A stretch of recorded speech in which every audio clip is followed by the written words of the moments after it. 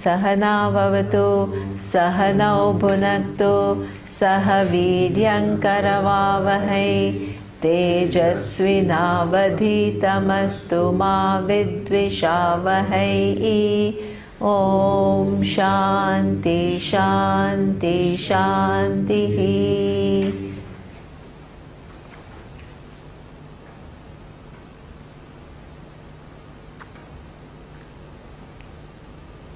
So Bhagavad Gita occupies a very important place when we study Vedanta. Okay?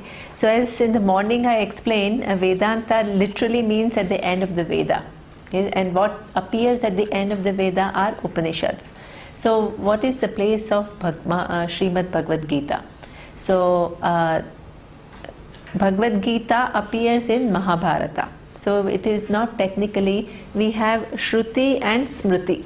Okay. Shruti is what we call the Vedas, and Smriti is what it constitutes of Mahabharata, comes within Smriti. Okay. And within Mahabharata there is a dialogue between Lord Krishna and Arjuna, which is what we call Srimad Bhagavad Gita. Now why when we study Vedanta we study Bhagavad Gita? Because what Lord Krishna tells Arjuna is exactly the same as what is revealed in the Upanishad. That is exactly the same subject matter. So therefore, if there is one truth, the truth has to be one, right? It cannot be said something in one text and something else in the other text. If Bhagavad Gita says exactly what Vedanta or Upanishads say, then why do you need to study Bhagavad Gita? Because it's then redundant. Anybody can ask that question, right? So Bhagavad Gita is very important because it has two subject matters which are also the subject matters of Upanishad. One is, it itself says at the end of every chapter, is Brahma Vidya and Yoga Shastra. Okay? Brahma Vidya means the knowledge of Brahman, which is what we are going to be studying. So Bhagavad Gita also talks about knowledge of Brahman. But also very importantly, it talks about Yoga Shastra. What is Yoga Shastra?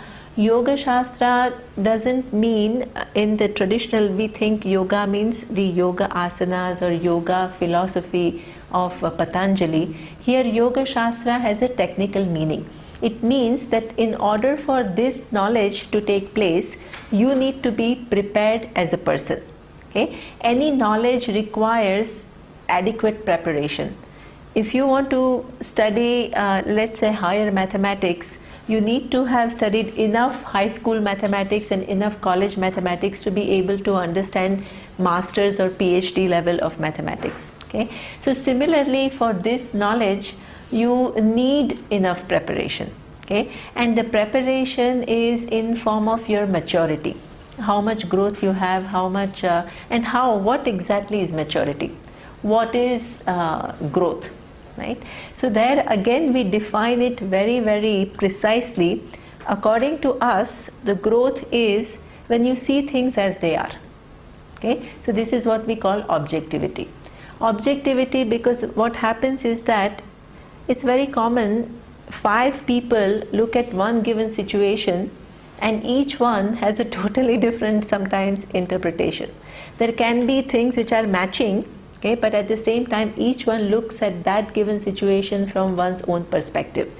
And what happens is that sometimes it is true, each one maybe has some truth. It's not that one is absolutely right and the other one is absolutely wrong, but what happens is that each one may be accurate in some way and adding something of one's own interpretation in some other way.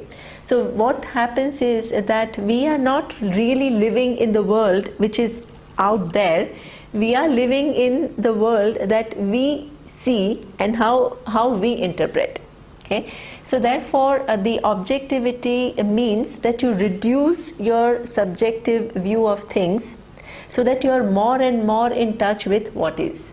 Okay? Now total elimination of subjectivity may not be possible because each human being is kind of born with certain orientations. Okay? So we are not here trying to go to some absolute level of objectivity or anything like that.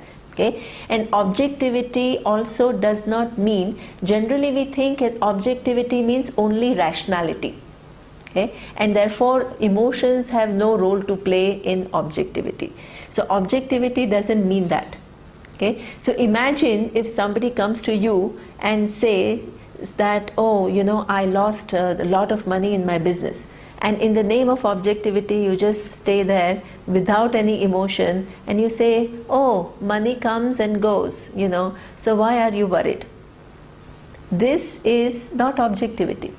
It is inappropriate response to situation, right? There is a loss and you have to acknowledge the loss and you have to sympathize with that person and you have to kind of, you know, console the person. Because it is not, you know, it's not an easy thing to, let's say, incur big loss in your business or whatever. So similarly, in many different situations, people construe objectivity as san emotion. Means you are just kind of closing your emotional side. We are not talking about that. In fact, if the situations call for you giving sympathy, okay, and you show complete kind of non-sensitivity and you're using only your analytical mind, that would be actually subjective, because you're not responding to the situation as what is called for. Okay? So objectivity means you're in touch, because part of human living is using both the brains. One is your analytical capacity and the other is your emotional being. Okay? And if you use only one and you shun the other, then that is not objectivity, right? So this Yoga Shastra is a very important Shastra where you live, you know, without denials, without creating some impractical frameworks. Okay, we have many frameworks which are unhealthy. We create frameworks such as material and spiritual. This is also not necessary framework at all. The vision of the Veda is all that is here is Ishvara. Ishvara means the cause of the universe. So you don't need to divide the world in these kind of two extremes, or a rationality versus emotionality or whatever. Okay, you have to live life in keeping with what is and respond to situations according to what is called for, what is an appropriate response. Okay?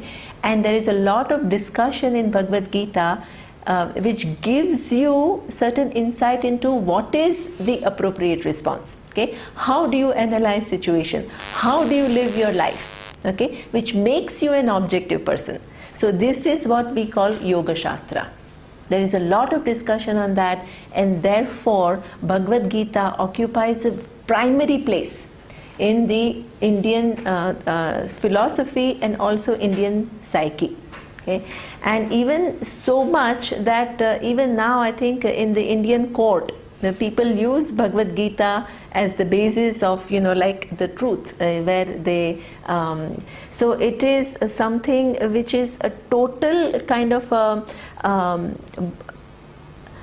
total vision of what is the reality and how to prepare oneself to get to understand this reality fully and grow as an individual in the process.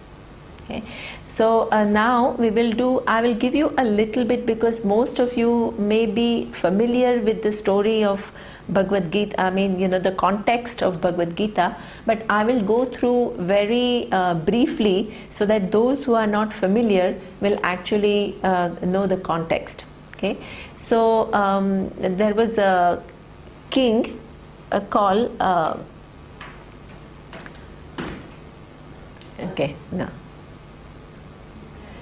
there was a king who had two sons. One is Dhritarashtra and the other is Pandu. Okay. Now Dhritarashtra was the elder son and Pandu was the younger son.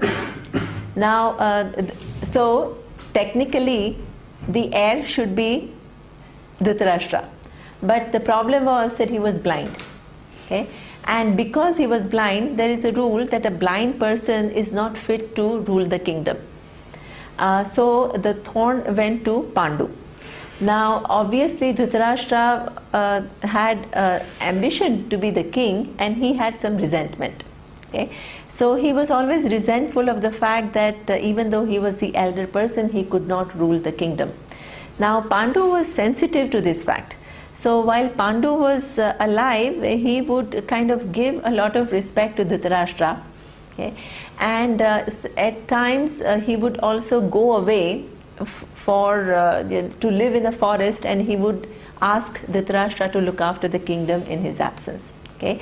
So one such time Pandu had gone to the forest with his two wives, Kunti and Madhuri. What is the name of the Madhuri? So he went and he was living there, and Dhritarashtra was ruling the kingdom in his proxy. Pandu had a curse that if he got close to his wife, the minute he got close to his wife, he would die. Okay? So therefore he could not have any children. So, but Kunti, his wife, she had a boon, okay, from one of the rishis, where she could ask for sons. So she asked for 5 sons through different forces. Her first son was actually Karna, who she asked for when the rishi gave her the boon. She just wanted to test whether it works or not. Okay, so she just looked at the sun, and she Lord's son, and asked for a child.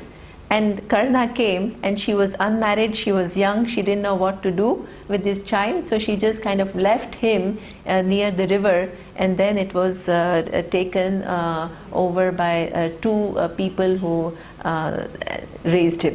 Okay? But the other 5 were got after she was married to Pandu, and because Pandu could not have children, then she used this boon to have 5 children. So Yudhishthira is Dharmaputra, got through Lord Yama. Okay? Then you have Bhima, Arjuna, Nakula and Sahadeva. So you have 5, they had 5 children, and they were living in the forest, and Dhritarashtra on the other hand had 100 children. Okay? Now what happened is that while in the forest, Pandu somehow was taken over by the passion, and he tried to get close to his wife, and that was the last day, and he died. Okay? So now all these 5 children, and Kunti and the other wife of Pandu, they just didn't know, they came back to the kingdom. Then the question became that Pandu the king had died, so who would be the one who would follow? Okay? Technically there is a rule that 2 ways of looking at it. The present son, the present king, his eldest son would get the kingdom. Okay? Or of both the cousins, whoever is the eldest would get the kingdom. Okay? And Yudhishthira was the eldest, and he was the son of Pandu, who was the king.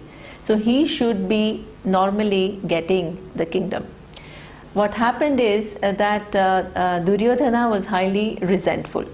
He said that my father could not rule because he was blind, but I'm the eldest son of my father, and I'm not blind, so I should technically have the kingdom. Okay? So there was a lot of conflict. All the 5 children of Kunti were treated badly, and they were, bullied by Duryodhana and all his 100 brothers and all that. But they tried to be patient. Okay? Ultimately, with the intervention of Dhritarashtra, it was decided that let's divide the kingdom. Okay? Give some part to Yudhishthira and some part to Duryodhana. So what they did, they gave very barren part to Yudhishthira, and they kept the richest part. Okay? But over the period, what happened is Yudhishthira and his 4 brothers really worked hard, and they were very just. So the part that was given to them, which was actually not very good, they made it very prosperous. Okay?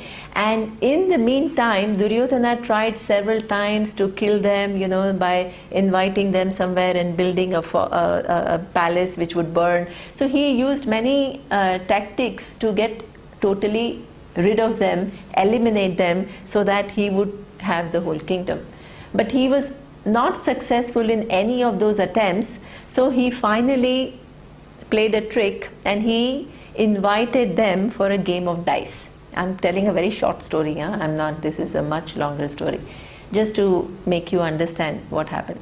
Okay, he invited them to play a game of dice, and he invited his own mama, uncle, to play on his behalf. And Shakuni was the one who played on his behalf, and Shakuni knew how to manipulate the dice through cheating, so that he would always win.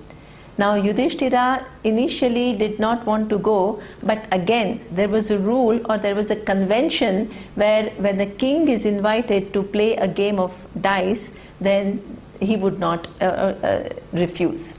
Okay, so he went, and then they started playing. And obviously, because Shakuni had all the tricks, right, which were not proper means, he started winning one thing after the other. So Yudhishthira started losing everything, one thing after the other. He lost his kingdom, he lost all the wealth, he lost everything. Okay. Then finally what happened is that he also kind of, then they were probing. He said, okay, now I'm getting up, so because I don't have anything else to bet on. So then they started kind of, probing a little bit more, and they said, oh, but you are 5 of you, so why don't you bet all of you, right? So then they started betting. He started betting his brothers, and he lost all his brothers and himself. And then he says, okay, now I have nothing else. And they said, no, you still have your wife Draupadi. And then she was also betted, and she lost. Okay. Then Duryodhana tried to take advantage of that fact, and he tried to disrobe her in front of the whole assembly. But each of the person who was sitting there was kind of felt helpless. They could have intervened, but nobody actually could intervene effectively to stop what was happening. What happened to Bhishma is he had taken a vow to protect whoever was the king of Hastinapura. So therefore he felt that he was bound by this vow that he had taken, so he had to protect Duryodhana. Okay, and everybody else, Dronacharya could not say anything. Everybody thought that actually Yudhishthira had lost everything with his own volition, his own decision to play the game of dice, so now nobody could do anything. Okay, now Draupadi was the only one. She actually tried to protect herself. She started asking questions. She was not a timid woman who would just kind of, she was actually very powerful, and she started asking the question. She said that who did Yudhishthira bet first? So they said 4 brothers and then himself. So he says somebody who is already lost and somebody who has is already a slave, how can that person bet on somebody else? Because I was the last one, right? So somebody who is lost, he is no longer a king, he has no power, he has no authority. So she tried to protect herself, but basically nobody listened to her. Okay? And at that time, the last person that she thought of was Lord Krishna. And there is a story which goes that he kind of, while one of the brothers, Durshasana, one of the brothers of Duryodhana was trying to disrobe her, she prayed, and Lord Krishna kept on providing more and more clothes until the time that he just kind of fell down. Okay. Now what happened as a result is that again they played another game saying that okay, now what to do, and then the condition was that if you lose, then you go to the forest for 12 years, okay, and in the last year you have to be incognito in the sense that you have to not be found out. If any one of the Pandavas were found out, then they would have to again go back to the forest for 12 years. Okay, so they followed that. They went and they lived in the forest for 12 years. The last year, each one kind of, did different thing. Arjuna became a dance teacher. Bhima became a cook. Yudhishthira became like a servant. So they all went and did different things in one of the palaces of one of the neighboring kingdoms. Okay. Duryodhana was frantically looking for them because he did not want them to come back. On the last kind of a day, which in fact when the 12 years were over, one Duryodhana was looking for them and they found out, one of them. Now Duryodhana claimed that they were found out, so they have to go back to the forest for 12 years. Whereas they said that these 12 years were over and they were found out only after that. So there was a contention, but Duryodhana refused to budge. He says no, they have to go back, they are not getting anything back. Now the situation came where Lord Krishna said he decided to intervene because it was not fair that they were sent back even though the period was over. And he felt that they should get part of the kingdom back, at least part of the kingdom back. Okay. But because he refused, Lord Krishna went to negotiate on their behalf, and he said, okay, give them at least one part, and Duryodhana refused.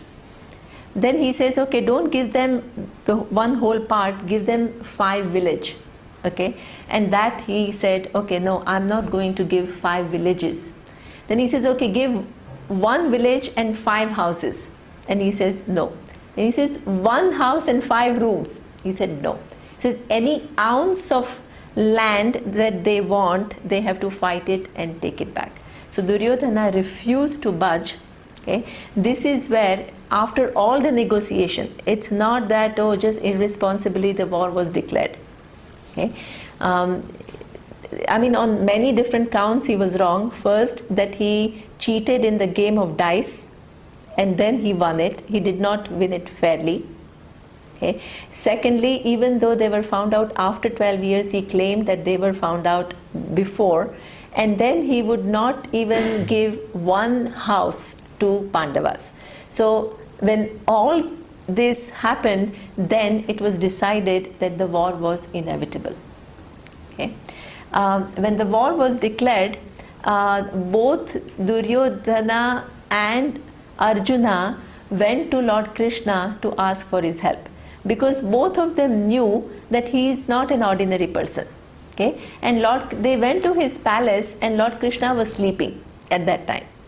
And Duryodhana arrived first, and he saw Lord Krishna sitting, and he sat right next to his head. Okay.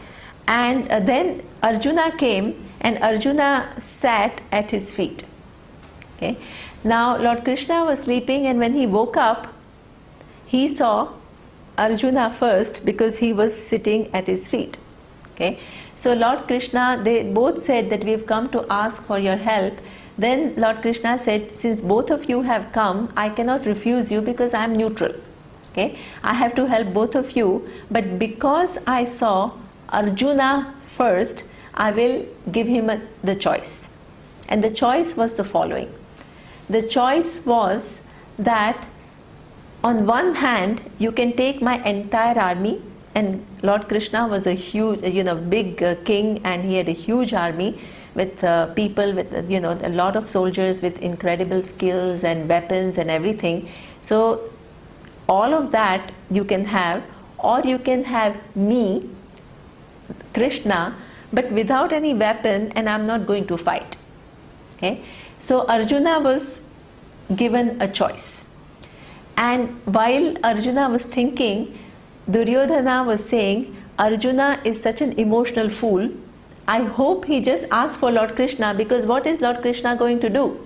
He is not going to have any weapon. He is just like that, and he is not going to be fighting. So that's useless, right? And on the other hand is this huge army with all these weapons and lot of skills and everything. So he was just praying that Arjuna will ask for Lord Krishna. And Arjuna was thinking about the same thing, and he said, in terms of skills, I have it. Okay, in terms of army and the strength, I have it all. Okay, but what really matters, what really makes a difference between gain and loss is the grace.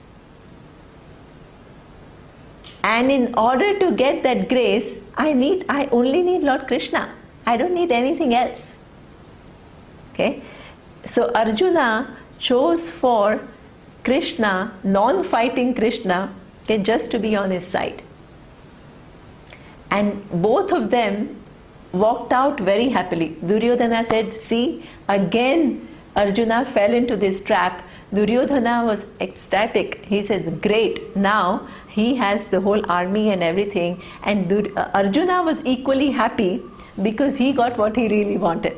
So both of them walked out extremely happily because they both got what they really wanted. This is Lord Krishna. Okay? And then the day of the war came, and the armies came one in front of the other. Duryodhana first asked, Bhagavad Gita begins by Duryodhana asking, Dhritarashtra is asking Sanjaya what is going on.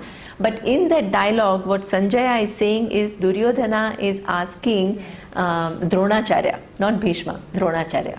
He's asking Dronacharya what's happening. Okay? So there is a small discussion as to why he chose Dronacharya and why did he not choose Bhishma. So there is a tradition where there is some analysis. I will just do very briefly because that's really not the point. The thing is that Duryodhana was very smart. He knew that Bhishma was a person of resolve. Once he had decided, he had taken a vow to protect the thorn, whoever was the king of Hastinapura, he will not swerve. He will not kind of say now, he will not hesitate. Okay? But Dronacharya's favorite student has always been Arjuna. Okay? And he had a very soft corner for Arjuna. And he had to make sure that he doesn't become weak at this point in time. So therefore he goes and he prods him so that he has his full support. Okay? So this is where he asks, and he tells who is where, and then he says that now we have to fight. And what is interesting is that in that description he says that now look at our side, okay, people who have come to fight for us, Duryodhana is saying, and who are going to be dead. The war has not even started. And Duryodhana is declaring his own side to be the people who are going to die. Okay? So again there is a small discussion as to why. Right? So there again they say that every time you do something which you know is not right, there is some message that comes. Okay? Where you know the consequences. No human being who is sensitive or who is within certain normal range of operating can avoid that.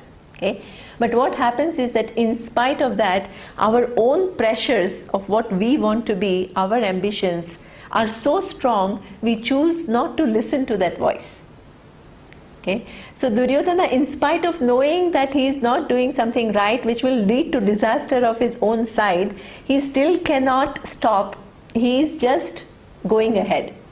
And not only going ahead, but making sure that all these stalwarts are all on his side and fighting with the full strength. Okay?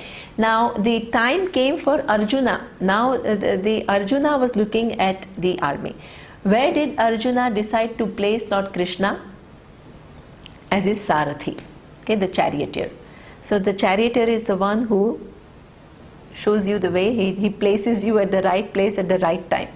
This is what Ishvara is. Grace of Ishvara is. Places you at the right place at the right time. Okay. So he tells Lord Krishna to place his chariot in a way that he can observe the army of the opposite side. The response of Arjuna was very different from that of Duryodhana. He saw all the people, and who he saw? His own people. Okay? He said, my God, my grandfather in whose lap I have grown up, Bhishma, my Acharya, my teacher, Drona, all my cousins, they are all there, but they are not on my side, they are on the opposite side. Okay? And he broke down. He broke down not because of the fear. All this while he was waiting for this opportunity to right the wrong that was done. Okay? But what that visual effect of seeing all his own people was too much for him to take, and he says, I would much rather, okay, not fight and give the entire kingdom to them, okay, and live in a forest simply and pursue Shreyas. Okay, Shreyas is moksha. This is what we call the result of Brahma Vidya. So he found himself at a stage where he felt that every accomplishment of his or anything that he could get by winning the war was meaningless. Okay? But he was not only looking at the whole situation as a very emotional person. He gave several reasons to Lord Krishna as to why he did not want to fight. One is that, yes, his own people were on the opposite side. The second thing he said is that how many other people, because there are so many soldiers on both sides and so many people who are not directly involved in this, they are all going to lose their life.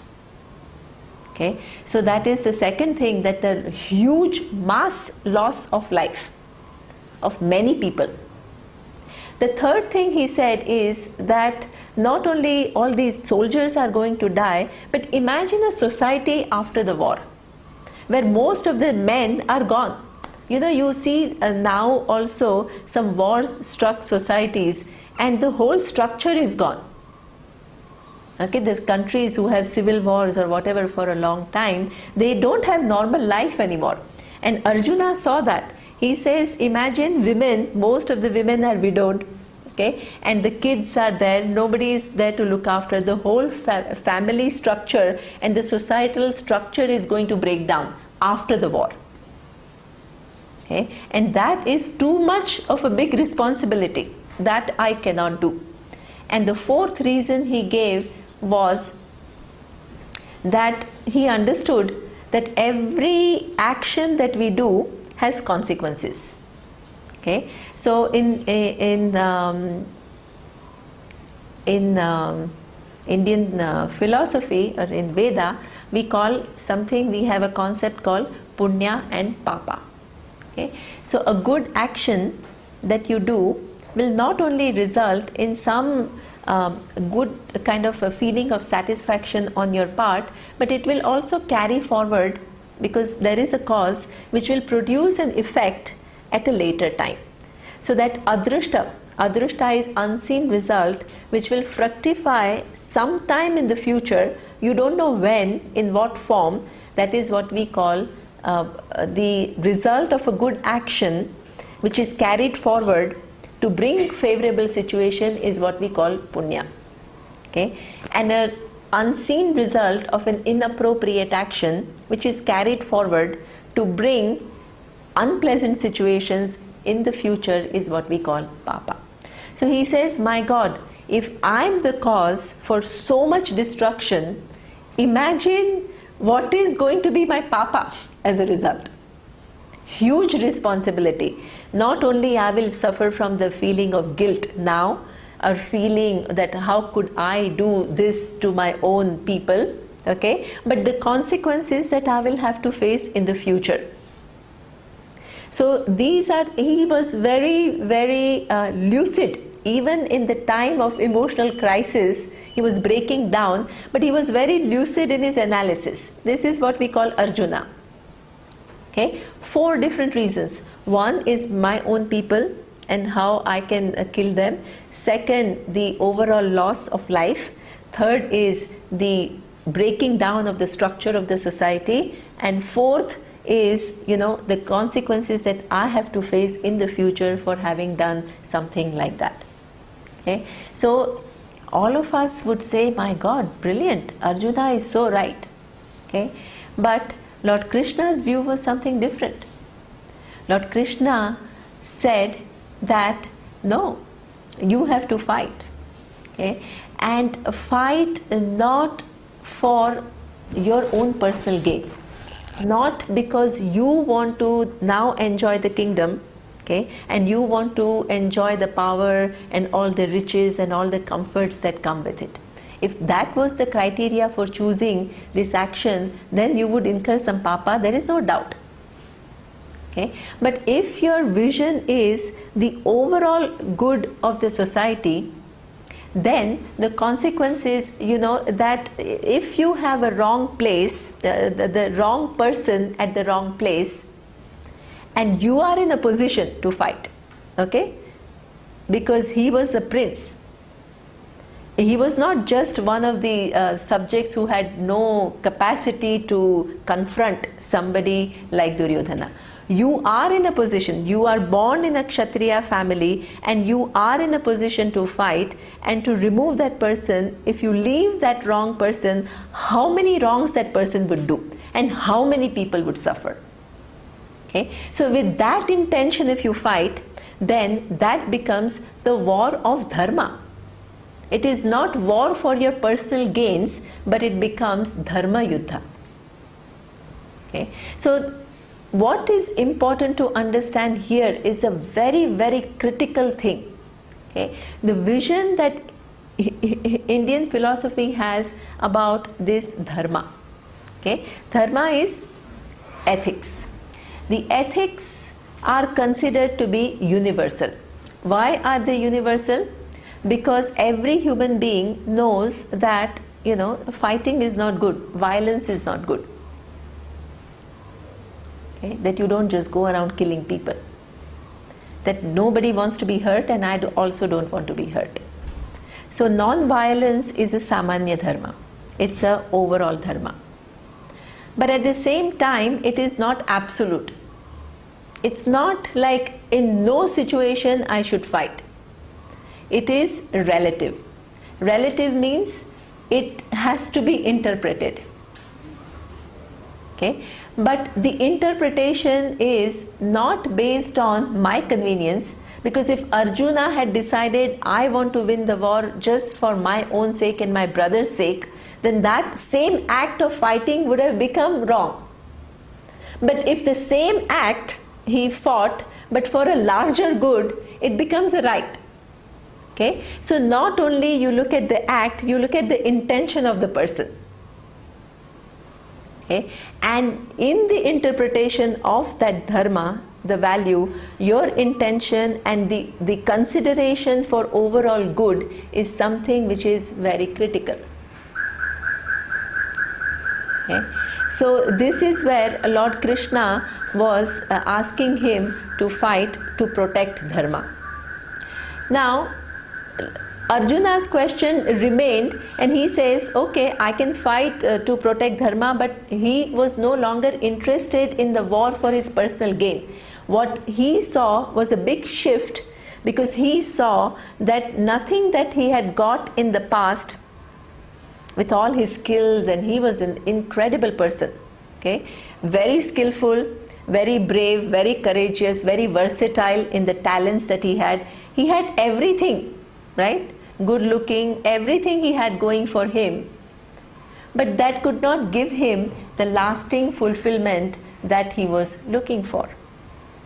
And he saw very clearly that nothing in the future can also give him what he is looking for. He was taken by Lord Krishna to the point where he saw that remaining the way he was and continuing the life the way he was living, by having something more, it was not going to solve his problem. So he became the person who was looking for a very fundamental solution to his predicament. Okay? And we are all in a situation, we are not fighting a war. It's not that we have some major crisis going, maybe some of us may have, but we are all in a similar, at some point, as I had said in the morning, in your life where you see that there is actually no connection between what I'm doing and what I'm really looking for. All these things that we have done, all these wonderful accomplishments that we have, doesn't really give us what we are searching for. Okay? The minute we realize that and we look for solution, the answer comes. Arjuna had known Lord Krishna for a very long time. All these while they were friends, they were eating, they were playing together, he was asking him for advice on many different things. But Lord Krishna never taught him. It was Arjuna who had to come to the point where he had to realize that there is no solution to a human predicament. And he had to ask for this knowledge. When he asked for it, Lord Krishna started teaching. Okay? And Lord Krishna started teaching, as I had said, at two levels. One is Brahma Vidya, the absolute reality. Okay? And then second is all the values that one has to cultivate within oneself to gain this knowledge. Okay? So this is where the teaching begins, and the teaching took place before the war started. And at the end of the Bhagavad Gita, Lord Krishna tells Arjuna that I have taught you whatever I had to teach you, now you do what you consider to be the right thing to do. Lord Krishna was not an advisor. He did not give an advice that, oh, you should fight because and you should not expect the result. No, he was a teacher. He made Arjuna appreciate some realities in light of which Arjuna himself was equipped to make that decision. So the whole Bhagavad Gita, this is why we call it a teaching of Bhagavad Gita. It's not a book of advice, it's a book of teaching. Okay. Now 9th chapter I chose, this Neerav asked a question, why did I choose 9th chapter? 9th chapter I chose because it's a nice chapter. Recently Swamiji did this chapter, and I thought it was summarizing some of the things very well. So I decided to do it, so I deviated from the brochure. So I hope you don't mind. We won't do chapter 3 then? No, we won't do chapter 3. We'll do a chapter 9. Okay. So the chapter 9 of Bhagavad Gita, 8 chapters have already gone, the teaching has already taken place. Now in the 9th chapter, Lord Krishna is reiterating what he is teaching. So this is, and it's a complete chapter, so we'll see many things which are very important here. So, can you chant after me? So, Atha Navamo Dhyayaha Shri Bhagavan Uvacha Idantu te Guhyatamam Pravakshamyanasuyave Gnana Vijnana Sahitam Yatnatva Mokshase Shubhat. So here he says, Idan tute Guhyatamam. Guhyatamam is the most secret, the biggest secret. Pravakshami. I am going to tell you the biggest secret. Of course, it's already told, okay? But he's reiterating, and then he calls him, he addresses Arjuna as Anusuyave, that who has no envy or no jealousy. And what is that? That he is going to tell him, which is the biggest secret, Gnanam Vijnanam. Okay, there is a knowledge that is he is going to tell him, and having known Yat Gnatva, having known what happens, Moksha se, there is a freedom from Ashubhat, from anything. Ashubha is anything which is inauspicious. Okay, now let us look at this verse, Guhyatamam. Okay, so why is it called the most secret, the biggest secret in this world?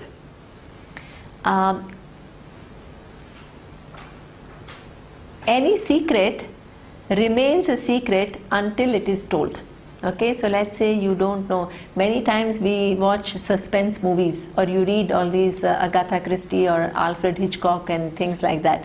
So things are happening and you just don't know who is going to be the person who is the culprit, or you know. So you have this suspense. Okay, but once it is revealed, it is known. Right? So every secret is like that, that it is a secret until it is told.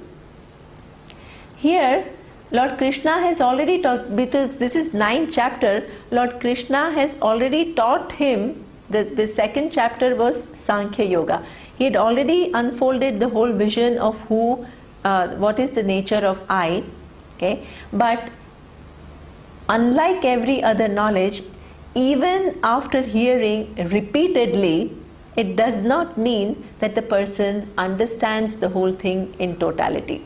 So it's one secret which is, even after having told, it remains a secret for the person because it is not totally understood. Okay, so this is what it shows, that it may seem that, hey, what are all these different Upanishads and all these different the chapters of Gita and different Prakarana Granthas, what are they talking about? They are basically talking about three things. What is your nature? What is the nature of the universe? What is the nature of the cause of the universe? And how to prepare yourself to understand the three. And it's repetitive. Each Upanishad you think is going to talk about, it's not like everyday newspaper where you have new items. Okay, so you have one thing, okay, this I have read, this I have seen, now what's new? It's exactly the same.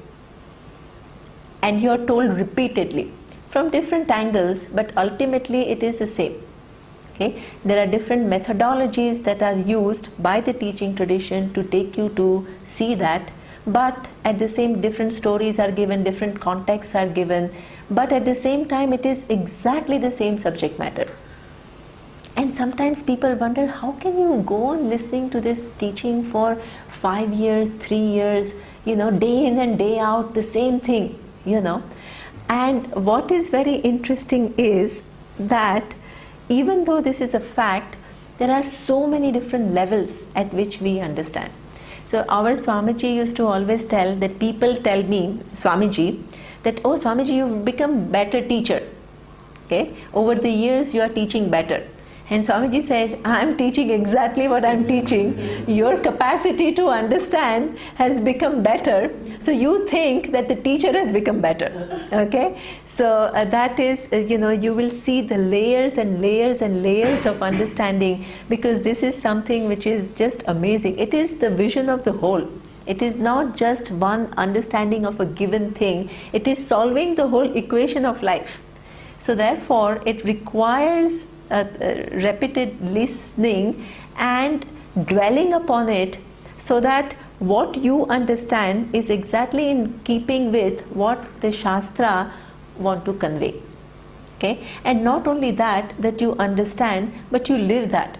So the book that we have done, that living the vision of oneness, it's not that, oh, I just use certain concepts analytically and my life remains untouched by that.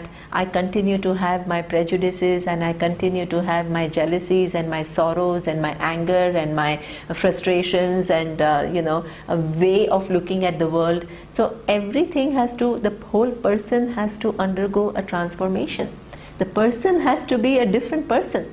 Like Kashi was saying, that I have to be a different person, because if I really understand that there is an identity between I and the cause of the universe, I can't continue to live as a small little person who's just looking for grabbing a few things and maximizing my gain in my interaction with the world. I just cannot, right? So there is this whole growth that takes place, which is very, very essential. Okay? And this is why that is required for this secret to actually not remain secret. This is where we say the grace of Ishvara. The final card, you can do two things. You can do listening to the Shastra again and again, and you can think about it, and you can pay attention to your growth. But the last card is in the hands of Ishvara.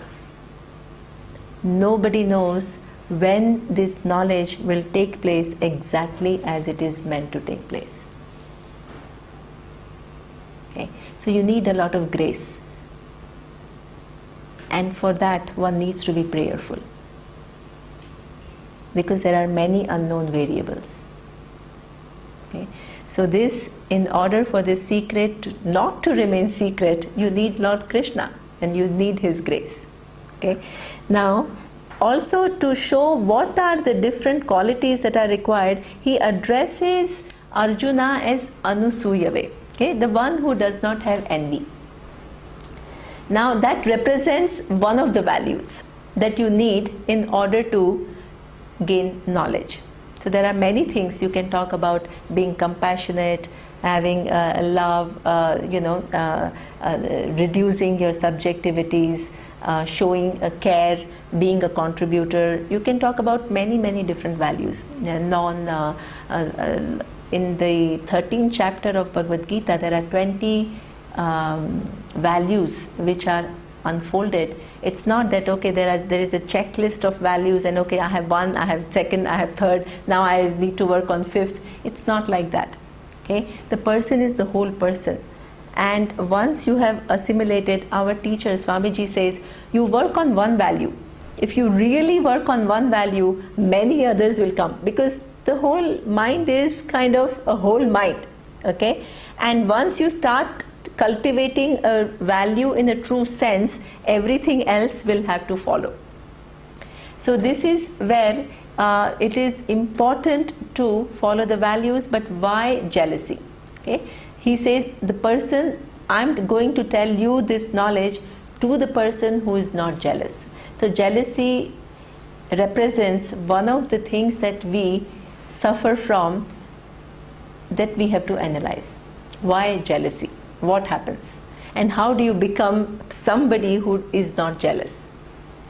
Okay, so what do we understand by jealousy? That when you see something good, okay, in somebody else, instead of being happy for it, you feel almost some kind of displeasure. Okay, or you feel not happy. Okay, now why should that be? Why, if you see something, you see somebody beautiful, or you see somebody very wealthy, or you see somebody with great intellect, why you can't just appreciate that?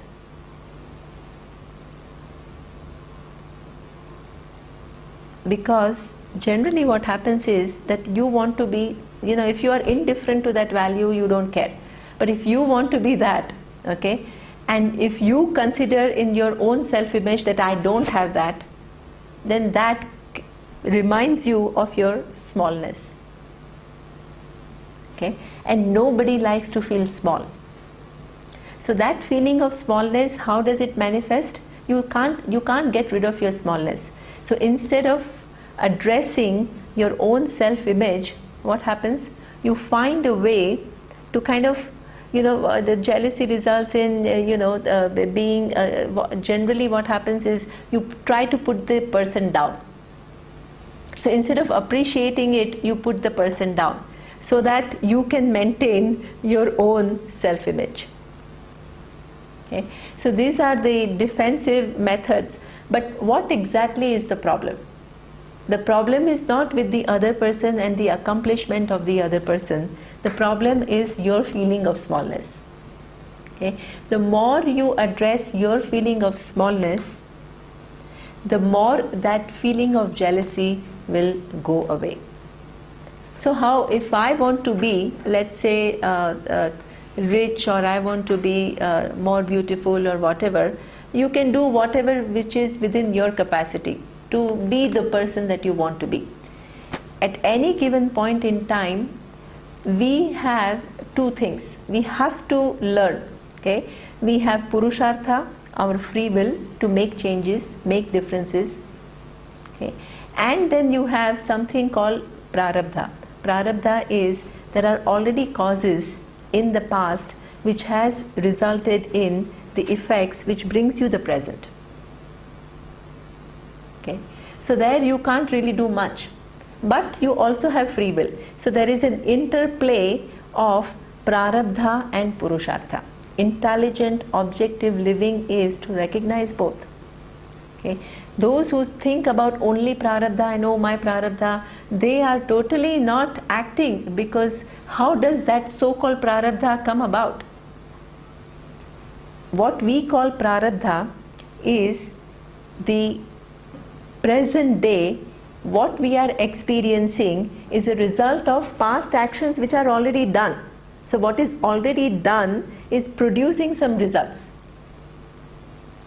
So there, because the inputs are already done, So you can't have much control over that. You are experiencing the result of that. But you are also at every given point in time acting in the universe. You are acting. You are given a free will. So you can't just say prarabdha, because right now you have the capacity to give your fresh inputs. Okay? If you don't give that inputs, and if you just go by prarabdha, you are just kind of what they call fatalistic. You are just resigned to whatever happens, and you are not using your capacity to act and make the necessary changes. If you go only by purushartha, then there is again a problem. Because if many times we work very, very hard to accomplish things that we want, and when things don't happen our way, what happens? Frustration. Absolutely. You feel frustrated, and either two kind of things can happen. Either you are just frustrated and you are angry and you are upset or whatever, but on the other hand, you are also blaming yourself, and you are blaming either somebody else. Okay, so either you feel like a victim or you have a sense of failure.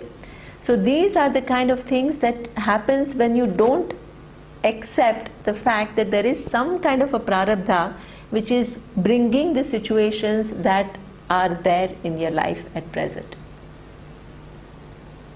Okay, so life is an interplay of both. Once you recognize that, when you have the sense of feeling of smallness with reference to somebody else's achievement, you do two things. You bring into your understanding two things. Okay, one is, what can I do now to become the person that I want to be? Okay, and secondly, if you find, for example, that you just cannot have, for example, the physical look, you idealize something and you don't have that. I mean, that you idealize is something which is again your own subjectivity. Some people think fair is beautiful, some people go into the sun and bake themselves for hours to become dark. So there is no such thing called beauty which is an absolute beauty or anything. It just is with reference to what you want to be. Right? So you do what you can to be this person that you want to be, because that's using your purushartha, but you also recognize that after a point you can't just change everything. That is intelligent living. So there is a beautiful prayer that we used to do in meditation, that is, "Oh Lord, give me the capacity to make changes in whatever areas that I can. Give me the capacity to quietly accept without any resistance things that I cannot change, and give me the wisdom to know the difference between what I can change and what I cannot change." Because a lot of life goes in trying to change things that we cannot, and not making enough efforts in changing things that we can. Okay? Once we deal with our own sense of smallness by these two things, accepting things that we cannot change and understanding that there is a greater order to it all, and making enough efforts to change what we can, then these feelings of jealousy and smallness will go away. You will have a good self-esteem. You don't compare yourself with anybody else. Why should you? Okay?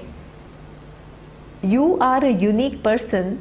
You are here for a certain length of time with your unique talents and your unique capacities to make the best out of your life. And as a human being, the potential is given for each one to discover one's own limitlessness. What more can you ask for? Where is the room for feeling this smallness? Where? It is totally non-justifiable. If you begin to make use of that, what happens? Instead of kind of feeling jealous, you can actually celebrate the achievements of others.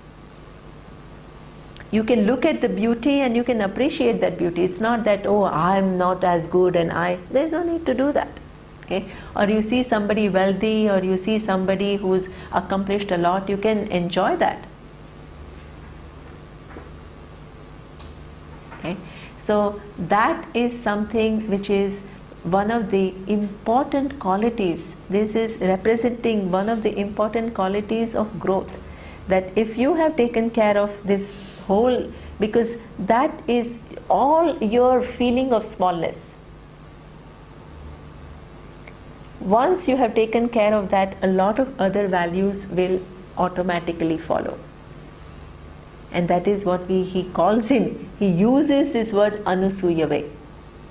Okay? Then he says, Gnanam Vijnanam Sahitam. This is a knowledge which again is not just a normal knowledge. Lord Krishna makes it into Vijnanam. What is this Vijnanam? How is this knowledge different from every other knowledge? In two ways. One is, in any knowledge that we see, for example, if I ask you, what is this flower? What flower is this? You know what flower is this? You don't know. Okay. So in case you know this flower, I don't know what this flower is, but in case you know the name of this flower, okay, let's assume you know the name of this flower. So then I don't have the knowledge, but you have the knowledge, right? But then if I ask you one more question, that why is this pink? Okay, why it has such small petals, whereas the rose has bigger petals? Okay, why is the stem like this?